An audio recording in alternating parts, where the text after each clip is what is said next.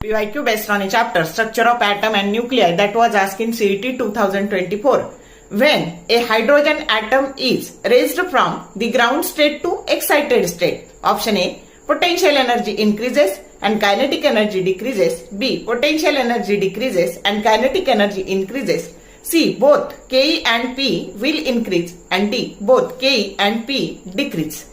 आता कन्सेप्च्युअल प्रश्न आहे बघा. एकदा उत्तर काढून ठेवलं की ते कायमस्वरूपी होणार आहे. तर पोटेन्शियल एनर्जीचा फॉर्म्युला काय असतो तर -E² divided by 4πε0 into r आणि कायनेटिक एनर्जीचा असतो E² 8 divided by 8πε0 R.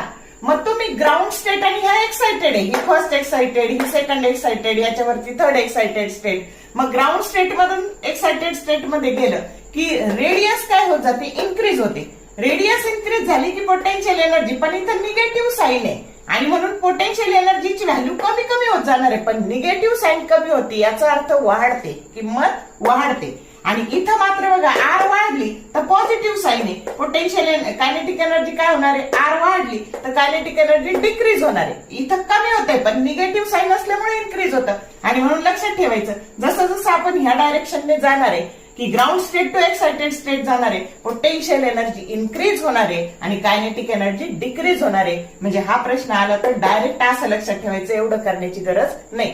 Short video आवडले लाईक करा, शेअर करा, कमेंट करा. For more useful tips and tricks keep watching wings of physics. Thank you very much.